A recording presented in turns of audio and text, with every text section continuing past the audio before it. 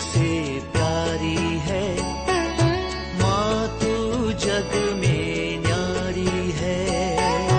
माँ तू सबसे प्यारी है, माँ तू जग में न्यारी है। पिता, पुत्र और पवित्र आत्मा के नाम पर आमीन। आप सबों को जय यीशु। आज हम लोग प्रकाशना ग्रंथ उसके अध्याय 14 वाक्य 6 से 13 तक के बारे में पढ़ेंगे। Revelation chapter 14 verse 6 to 13। हम लोगों ने इससे पूर्व का जो भाग के अंदर मनन चिंतन किया था, जो मेमने का, ईसा मसीही का और उनके जितने भी अनुयायी जो कलीसिया है, 1,44,000 के जो संख्या, और उनके माथे पर मेमने का और उनके पिता का नाम लिखा हुआ है, उसका क्या अर्थ है, ये पिछले क्लास में हम लोगों ने मनन चिंतन किया। और आज के इस क्लास का भाग में न्याय के दिन के विषय में है। एक भविष्यवाणी के रूप में 3 स्वर्गदूतों द्वारा जो अंत समय पर क्या होने वाला है उसका भविष्यवाणी करता हुआ। तो थोड़ा सा हम लोग पढ़ते हुए इस पर मनन चिंतन करते हैं। वाक्य 6 से 13 तक। तब मैंने एक स्वर्गदूत को मध्य आकाश में उड़ते देखा। पृथ्वी पर रहने वालों को हरेक राष्ट्र, वंश, भाषा और प्रजाति को सुनाने के लिए उसके पास एक शाश्वत सुसमाचार था। वह ऊंचे स्वर से कह रहा था, ईश्वर पर श्रद्धा रखो, उसकी स्तुति करो, क्योंकि उसके न्याय के दिन आ गया है। जिसने स्वर्ग और पृथ्वी, समुद्र और जलस्रोतों की रचना की, उसकी आराधना करो। तो पहला स्वर्गदूत का संदेश ईश्वर की आराधना करने के विषय में, जो सर्वशक्तिमान है, सब कुछ की सृष्टि किया है, उसकी आराधना करने के विषय में। इन तीनों का जो घोषणा करने का जो रूप को अगर हम देखें, सबसे पहला ये जो दूत है वो ईश्वर की आराधना के लिए बुला रहा है। सत्य ईश्वर की आराधना करो, किसी राजा, सम्राट या देवी देवताओं का नहीं, जिसने सब कुछ की सृष्टि की है, उसकी आराधना करने के लिए। दूसरा स्वर्गदूत जो आराधना नहीं करते हैं, जो पशु की आराधना करते हैं, जो पंखदार सर्प की सामने अपने सिर झुकाते हैं, उनको जो दंड मिलने के विषय में वो घोषणा करता है। और तीसरा जो स्वर्गदूत मध्य आकाश से जो पुकार करके कहते हैं, ये जो दंड दे रहा है उसकी कितना तीव्रता है, इसलिए तुम ईश्वर के प्रति विश्वस्त रहो, ईमानदार रहो, ये बता करके देता है। तो ये पहला स्वर्गदूत मध्य आकाश में दिखाई दिया, ये लिखा है। मध्य आकाश से सुसमाचार सुनाने का अर्थ ये सब लोगों को सुनने के लिए, सारे संसार के लिए ये घोषणा है। इसलिए आगे लिखा है, पृथ्वी पर रहने वालों को, हर एक राष्ट्र, वंश, भाषा, प्रजाति को ये सुनाना है। इसलिए मध्य आकाश में स्वर्गदूत को दर्शाया, वो भूमि पर नहीं, ऊपर से मध्य आकाश से ये सुना रहा है। इसका मतलब पूरे संसार के लिए एक ही संदेश दे रहा है। अगली बात है, वो एक सिंबल तरीके से वो अपना जो सुसमाचार है उसको सुनाया। सीधा उन्होंने बता दिया है जो ईश्वर है, जो सर्वशक्तिमान सब कुछ की सृष्टि किया है, उनकी आराधना कर लो। बस पहला स्वर्गदूत का एक ही संदेश है, ईश्वर की आराधना करो, उन पर श्रद्धा रखो, उनके प्रति ईमानदार रह लो। बाकी सब हमें अनुग्रह आशीष आगे देने वाला है। तो संदेश पहला स्वर्गदूत का। और मध्याकाश का यदि हम लोग प्रकाशना ग्रंथ के अध्याय 8 के अंदर मनन चिंतन किया था, ये एक मध्याकाश में उड़ने वाला गरुड़ के विषय में, वो जो तुरहिया बजाते वक्त जो कुछ विपत्तियां संसार में हो रहे हैं उसके विषय में वो गरुड़ संदेश दे रहा, वो भी मध्याकाश से था। यहां पर हम देखते हैं स्वर्गदूत मध्याकाश से, इसका मतलब सारे संसार के लिए संदेश देता है कि हम ईश्वर का ही आराधना करें। इसके बाद वाक्य 8 में जाते हैं, वहां पर दूसरा स्वर्गदूत का संदेश। इसके बाद एक दूसरा स्वर्गदूत आया, वह बोला उसका सर्वनाश हो गया है, महान बाबुल का सर्वनाश हो गया है, उसने सभी राष्ट्रों को अपने व्यभिचार की तीखी मदिरा पिलाई है। बस दूसरा स्वर्गदूत का एक ही संदेश है, सर्वनाश हो गया है, महाबाबुल का सर्वनाश हो गया है। कारण क्या है? वो व्यभिचार की तीखी मदिरा पिलाई बोल करके। ये यहां पर नहीं, बाइबल के अंदर जहां कहीं भी बाबुल के विषय में जो लिखा जाता है, बाबुल बुराई का प्रतीक है, बाबुल बुराई का प्रतीक है। और बाबुल के विषय में जो दिखाता है, इसका मतलब यह हो गया बाबुल जो बुराई करने वालों का एक प्रतीक के रूप में हमें बता करके दिया, बुराई करने वालों का एक प्रतीक है। तो ये बुराई यहां पर कौन कर रहा है? ये रोम के विषय में है। और दूसरी बात, यदि हम प्रकाशना ग्रंथ के अंदर जहां कहीं भी बाबुल पढ़ते हैं, वो रोमा साम्राज्य के विषय में ही लिखा हुआ मिलेगा, क्योंकि वो बुराई का प्रतीक है। हम लोगों ने इससे पूर्व में मनन चिंतन किया, वो जो पृथ्वी पर और समुद्र पर अधिकार रखने वाला, संसार के अधिकतर देशों में अधिकार रखने वाला रोमा साम्राज्य बुराई का प्रतीक बन गया, क्योंकि वहां पर मूर्ति पूजा और राजा का पूजा करना, सम्राट की पूजा कराना ये शुरू किया। जो ईसाई लोगों को ईसा मसीह में जो विश्वास करते हैं, आस्था रखते थे, उनके ऊपर अत्याचार करने वाला। अभी ये दूसरा स्वर्गदूत आकर के कहते हैं उस महान बाबुल का सर्वनाश हो गया है। उसका कारण भी यही बोलता है, वे विचार की तीखी मदिरा पिलाई। मैंने इसे पूर्व का क्लास में भी बता कर दिया था। बाइबल का अगला अर्थ जो व्यभिचार का जो अर्थ है, वो मूर्ति पूजा की ओर है। अपने जीवन साथी को छोड़कर किसी अन्य के साथ, अन्य से रिश्ता जोड़ना, इसको व्यभिचार कहते हैं। विवाह के बाहर अपने जीवन साथी से धोखा देकर किसी और के साथ रिश्ता जोड़ना, इसको व्यभिचार कहते हैं। सर्वशक्तिमान ईश्वर, एकमात्र ईश्वर को छोड़कर अन्य देवी देवताओं का या सम्राटों की आराधना करना, ये व्यभिचार जैसे पाप है। उसी को बाइबल के अंदर जो आइडल वर्शिप है, मूर्ति पूजा है, इसको व्यभिचार के रूप में लिखा हुआ मिलेगा। हमें कई जगह पर इसका उदाहरण पढ़ने के लिए मिलता है।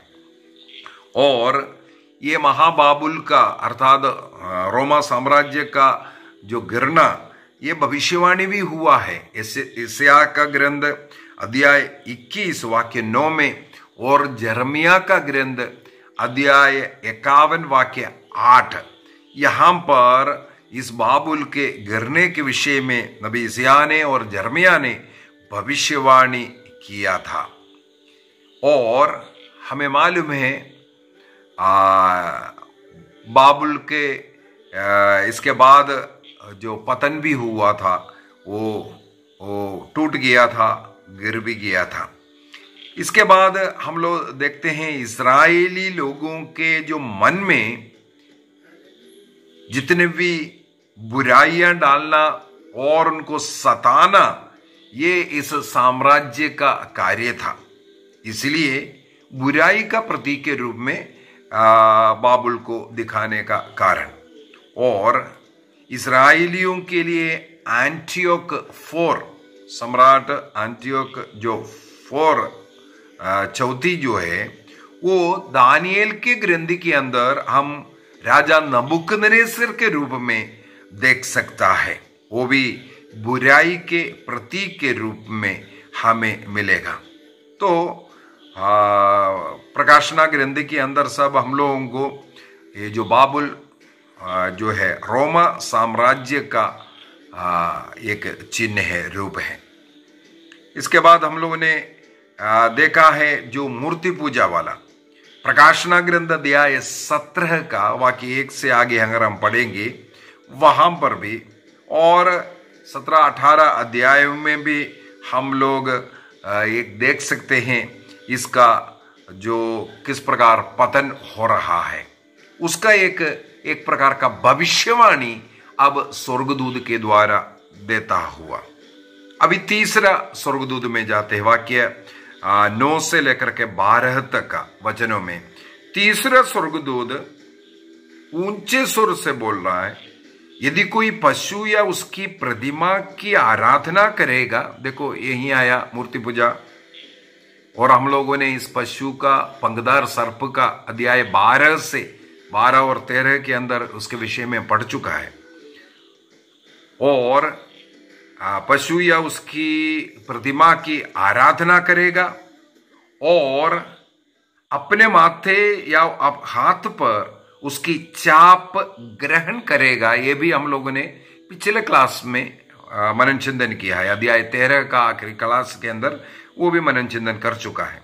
तो यदि आप इस प्रकार का छाप अब ग्रहण करेगा तो उसे ईश्वर के क्रोध की मदिरा पिलाई जाएगी। ईश्वर का कोप उस व्यक्ति में आएगा जो पशु के सामने दंडवत करते हैं और जो शैतान के जो चेला बन करके जो घूम रहा है। ईश्वर के जो दंड है उनके ऊपर है, उनके ऊपर क्रोध आने वाला है और उसके क्रोध के प्याले में उन्हें डाल दी जाएगी और वह पवित्र स्वर्गदूतों और मेमने के सामने आग और गंधक की यंत्रणा भोगेगी। मेमने और पवित्र स्वर्गदूतों के सामने यंत्रणा मिलना, उसका कारण है पशु की आराधना करना, उसके सामने दंडवत करना और पापमय जीवन, ईश्वर के वचन के अनुसार ईश्वर के साथ ईमानदार नहीं रहना, इसका कारण बता करके दे रहा है। ये गंधरस और ये यंत्रणा, यदि हम लोग उत्पत्ति ग्रंथ उसके अध्याय 19 के अंदर सोदोम गोमोरो देश के अंदर गंधरस को भेजा और उसका जो जल करके पूरा देश का सर्वनाश होता हुआ हम लोग पढ़ सकते हैं। उत्पत्ति ग्रंथ जेनेसिस चैप्टर 19 वर्स 24 के अंदर उसी को भी हम लोगों को याद दिला रहा है। जो ईश्वर के साथ विश्वस्त जीवन नहीं, ईमानदारी का जीवन नहीं, उनको दंड देने के विषय में, जो दंड है उसका कितना कठिनाई है, कितना भयानक है, इसको भी ये स्वर्गदूत हमारे सामने व्यक्त करते हैं। वाक्य 11 और 12 में लिखा है, जो लोग पशु या उसकी प्रतिमा की आराधना करते अथवा उसके नाम की चाप ग्रहण करते हैं, उनकी यंत्रणा का धुआं युगों तक ऊपर उड़ता रहेगा और उन्हें दिन रात कभी चैन नहीं मिलेगा। इसका मतलब है पशु का या उसके प्रतिमा की आराधना करना या उसके छाप को ग्रहण करना, उनके नाम के छाप को ग्रहण करना, उनका वो संख्या, इसका मतलब है ईश्वर का अविशिष्ट लोग, ईश्वर की कलीसिया से अलग होकर के अपना कलीसिया बना करके घूमने वाले लोग मसीह के साथ ईमानदार नहीं है। मसीह ने जिस कलीसिया की स्थापना की उस कलीसिया को झूठा कहकर और गलत बातें बोलकर उसके खिलाफ होकर जो शैतानी काम कर रहा है और उसके साथ जुड़ने वाले जितने भी अनुयायी है वे उस पशु को, उसके नाम को अपने माथे पर लेने वाला है, क्योंकि मसीह की कलीसिया मसीह के साथ वे ईमानदार नहीं है, वे अपने मर्जी का जीवन जीने वाला, राजा की इच्छा के अनुसार अपना कुछ फॉलोवर्स को बनाकर उनको किस प्रकार दंड देने वाला।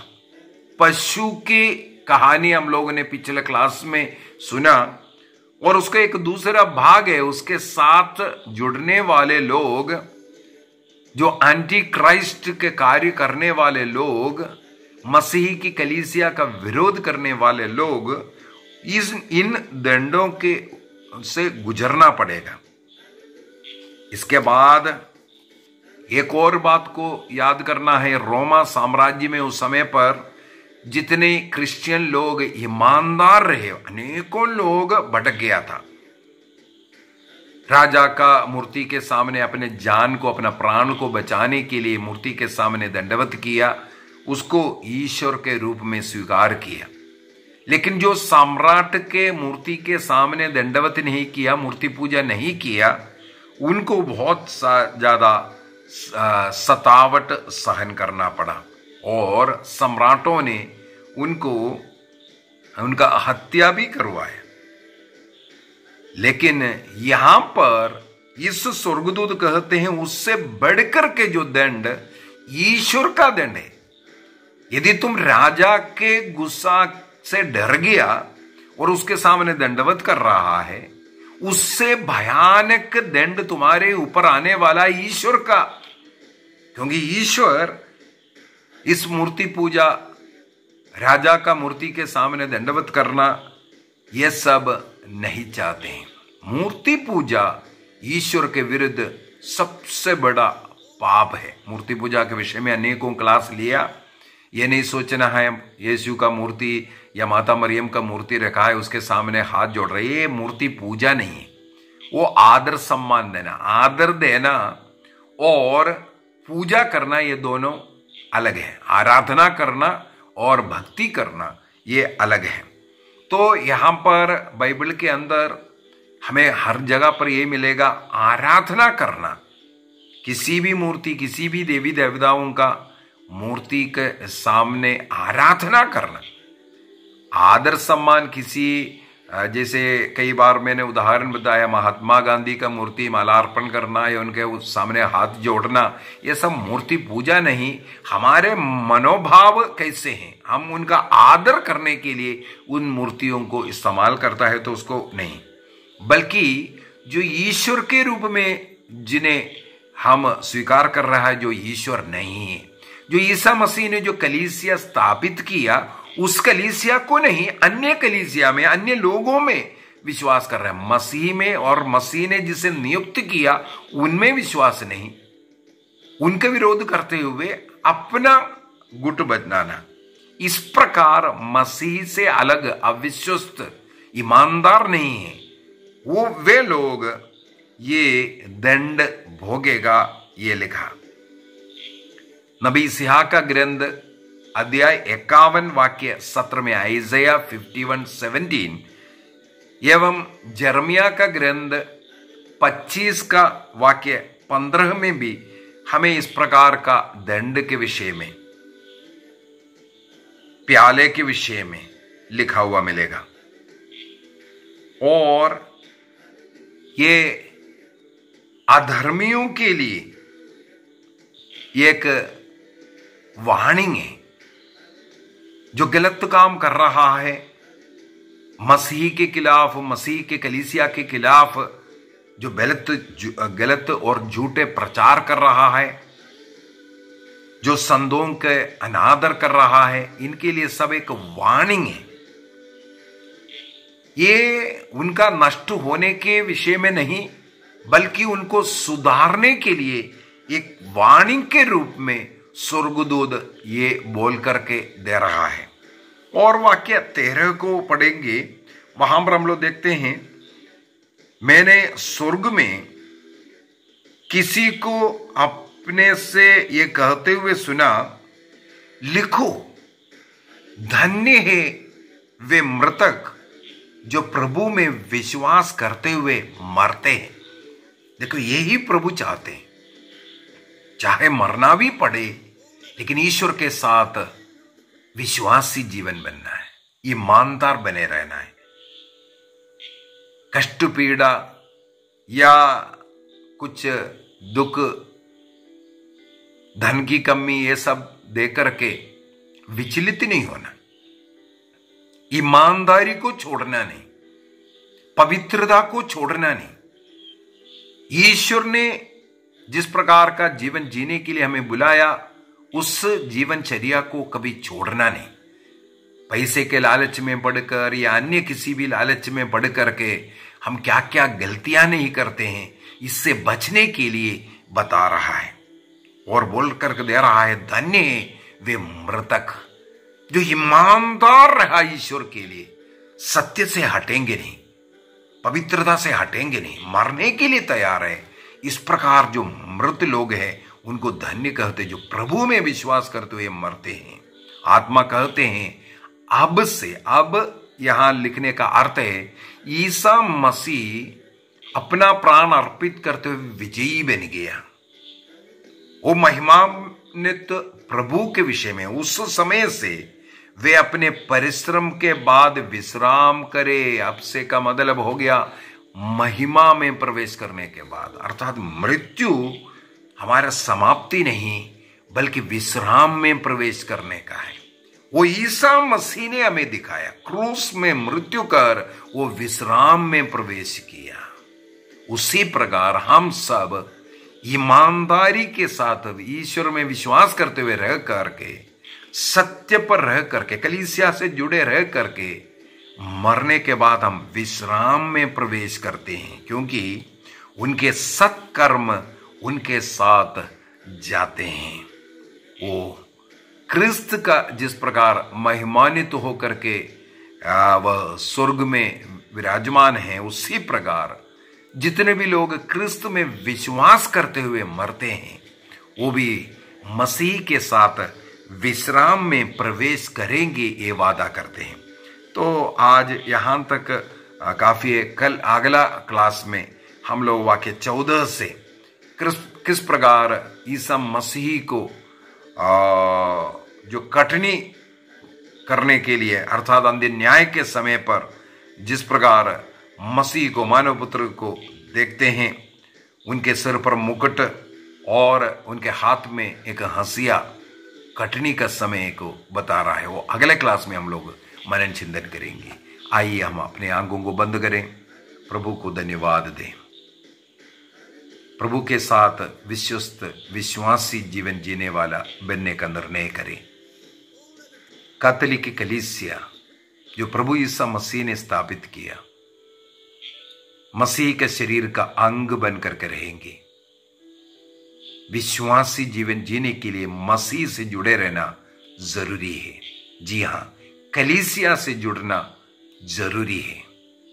हम अपने बुद्धि, अपने मर्जी में अपनी कलीसिया बनकर के अलग नहीं हो सकता।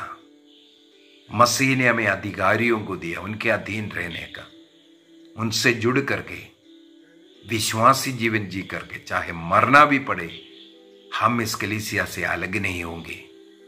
निर्णय कीजिए। जो पशु के साथी बनेंगे, जो अन्य कलीसिया से जुड़ेंगे, हमें लगेगा वो पशु अच्छा है क्योंकि चमत्कार हो रहा है।